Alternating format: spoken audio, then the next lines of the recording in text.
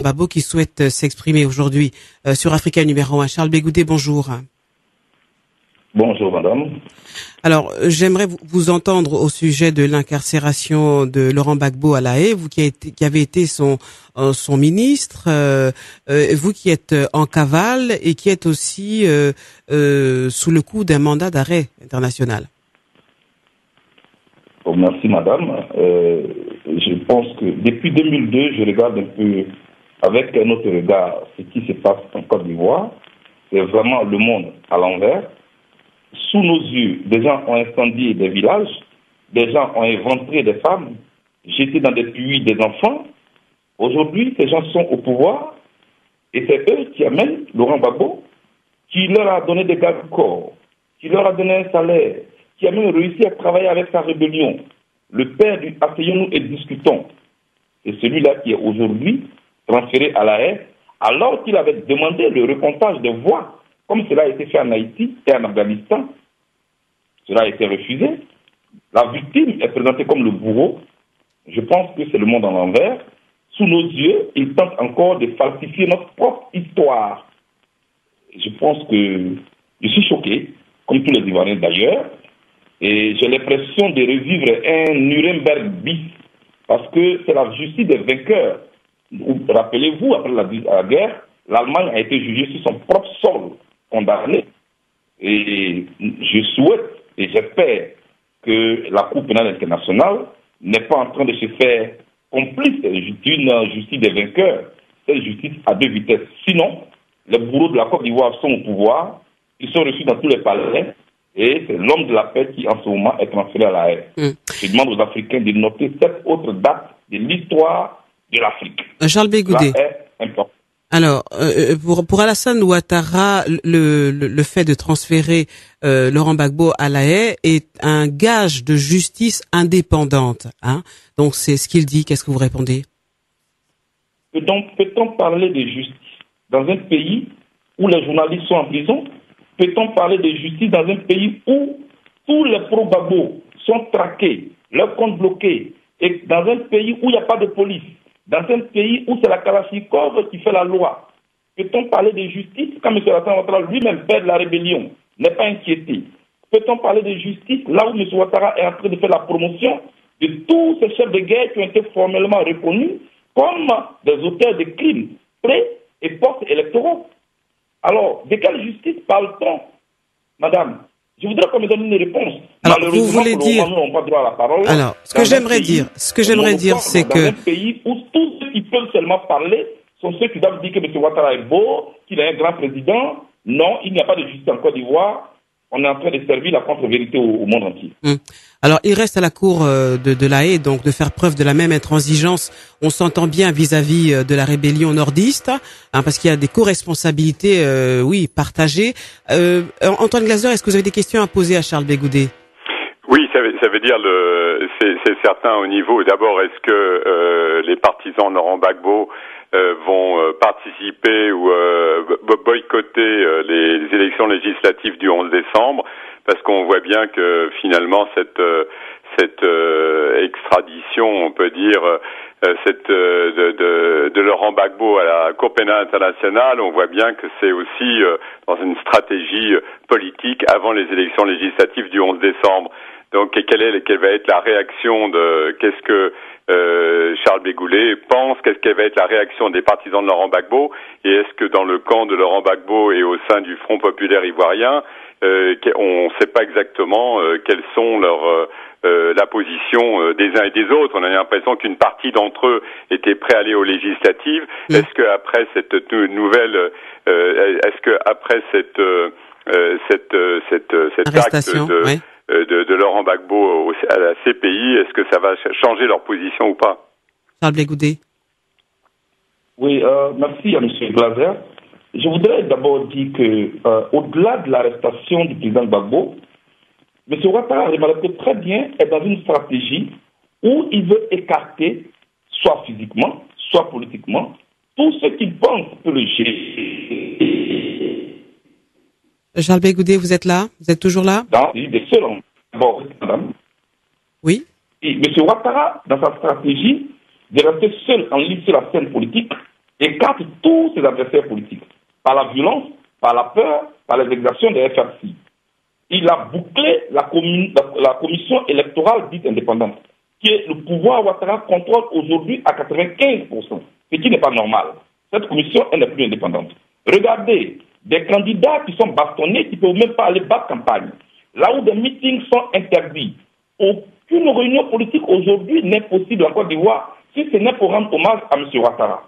Dans ces conditions, je le dis, ni les conditions sécuritaires, ni les conditions d'une commission d'un scrutin indépendant ne sont réunies en Côte d'Ivoire, d'abord dans un premier temps. Donc, une opposition qui se veut sérieuse ne peut pas aller à une telle élection. Parce que les mêmes causes produisant les mêmes effets, nous risquons d'allonger la liste des réfugiés déjà trop grande dans les pays limitrophes. Parce que, est-ce que les Ivoiriens peuvent parler librement? Est-ce qu'ils doivent battre campagne là où les FRC sévissent? D'abord, voilà la première raison. Deuxièmement, M. Ouattara veut s'aimer la terreur. En amenant M. président Gbagbo à la haie, c'est un message très clair à l'opposition pour leur dire ne prenez pas en compte ce que je dis, prenez en compte ce que je fais. Quand je vous dis que je vais dialoguer avec vous, en fait, c'est pour servir un discours officiel à la communauté internationale, mais en réalité, M. Ouattara ne veut pas donner un espace de liberté à l'opposition. Alors, les journalistes sont en prison. D'accord. Alors parlons de vous, Charles Blé Goudé, s'il vous plaît. C'est une dictature, madame, qui est en train de naître en Côte d'Ivoire. Charles Blé Goudé, j'appelle l'opposition à ne pas aller à ces élections. Charles Blé Goudé, alors moi j'ai des questions à vous poser. C'est vrai que les responsabilités sont partagées et je disais que on attend que la Cour pénale internationale se comporte de la même façon envers les gens qui sont actuellement au pouvoir. Il y a des responsabilités partagées, mais ce que j'aimerais vous entendre dire quand même, c'est que Laurent Gbagbo est quand même responsable de ce qu'on lui reproche. Madame, vous savez ce qu'on lui reproche? J'ai appris qu'on lui reproche des crimes économiques. C'est cela qui l'amène à la haine. Non, mais attendez, Charles Blé Goudé. 4 chefs d'accusation de crimes contre l'humanité. Donc, meurtres, viols et violences sexuelles, actes de persécution et autres actes inhumains ayant entraîné la mort de beaucoup de personnes en Côte d'Ivoire. Madame, quand un candidat qui est dans ce qu'on appelle un contentieux électoral, qui l'oppose à son adversaire, et qu'il lance un appel à la communauté internationale pour dire mon adversaire dit avoir des élections, à résultat sera amené au quartier général de ce candidat pour prononcer des résultats hors délai. Je vous demande de venir pour qu'il y ait un recomptage de voix. Si ce recomptage de voix me donne vaincu, c'est pour ça qu'il faut provoquer la mort d'Ivoiriens. C'est pour ça qu'il faut, attendez, c'est pour ça qu'il faut provoquer la mort d'Ivoiriens. En Haïti, cela a été fait en Haïti. L'actuel président haïtien était troisième au résultat controversé du premier tour qui ont créé des violences.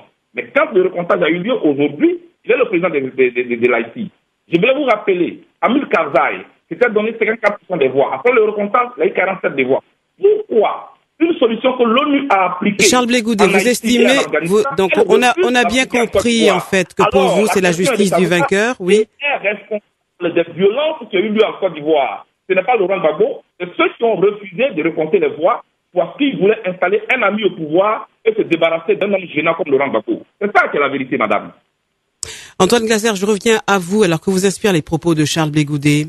Ça veut dire, bon, il n'y a pas vraiment de... Chez Charles Blé Goudé, c'est vrai que la seule chose qui est réelle, c'est vrai qu'on voit bien que Alassane Ouattara n'est pas suffisamment, il n'y a pas vraiment de réconciliation nationale dans ce pays. Sinon, je pense que Laurent Gbagbo aurait pu être jugé en Côte d'Ivoire. Ça, c'est la première chose. Il y a quelques jours, il y a un juge ivoirien qui est venu le voir. Il va être jugé pour crimes économiques. Je parle de Laurent Gbagbo en Côte d'Ivoire. Et on voit bien que finalement c'est une sorte Alassane Ouattara doit penser que c'est plus facile pour lui d'aller à des élections législatives en faisant juger Laurent Gbagbo par la CPI. Donc ça veut dire que ce pays, on voit que les gens sont fatigués, c'est vrai, de la guerre. Il y a pas de nouvelles exactions, mais on sent que Il n'y a pas vraiment de réconciliation nationale. C'est Alassane Ouattara, c'est un financier, c'est un homme c'est un ancien dirigeant du FMI, et on voit que autant le pays au niveau économique et financier peut repartir, mais la réconciliation nationale n'est pas là. Vous savez que Charles Bégoudet est lui-même cité effectivement dans la Cour pénale internationale, et on sait qu'il y a un certain nombre d'autres personnalités, des proches de Laurent Gbagbo, qui risquent également d'être arrêtés et extradés à la CPI. C'est vrai que les partisans de Laurent Gbagbo ont beau jeu de dire regardez ce qui se passe en Libye avec Saïf el-Islam. Les Libyens veulent le juger dans leur pays, veulent pas qu'il soit extradé. Et c'est vrai que la CPI commence à dire le procureur Moreno Ocampo commence à dire que c'est possible que finalement de juger avec l'enquête de la CPI un certain nombre de personnalités dans leur pays quand ils sont jugés responsables de crimes. Et c'est vrai qu'il y a eu beaucoup de crimes commis de décembre de 2010 à avril 2011 en Côte d'Ivoire, mais en même temps c'est vrai que on n'entend pas du tout parler des exactions qu'il y a eu dans l'ouest du pays par les anciens chefs rebelles qui sont quand même qui étaient sous la direction de Guillaume Soro et d'Alassane Ouattara. Et c'est vrai que là, par contre, il va falloir, je ne sais pas si la CPI va prendre un certain nombre de mesures, mais là, on sent qu'il y a une disproportion, quoi.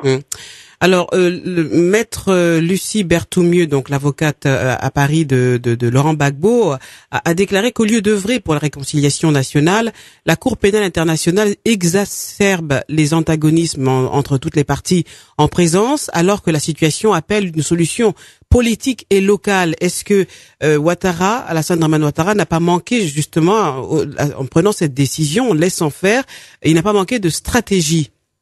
C'est pas à moi, je veux dire, c'est pas. Moi, je suis en tant que journaliste, on voit la stratégie politique d'Alassane Ouattara. Est-ce qu'il fallait le faire, pas le faire? Ça, c'est aux Ivoiriens de le dire.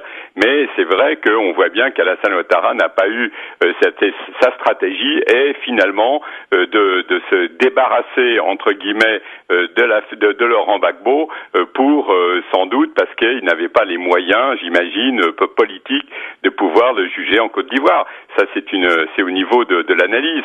À part ça, c'est vrai que ça peut aussi exacerber des tendances nationalistes dans ce pays. Et c'est vrai que Laurent Gbagbo a toujours su attiser comme ça en disant, vous voyez, c'est bien l'étranger qui décide de la politique en Côte d'Ivoire, ce ne sont pas les Ivoiriens. Il y a toujours ce danger. En même temps, je pense que le pays c'est un pays traumatisé et j'imagine que le président Alassane Ouattara a dû juger que ça lui enlevait une épine du pied de le faire juger à la CPI et non pas en Côte d'Ivoire. Mais ça, encore une fois, c'est l'affaire des Ivoiriens. C'est pas moi qui peux dire si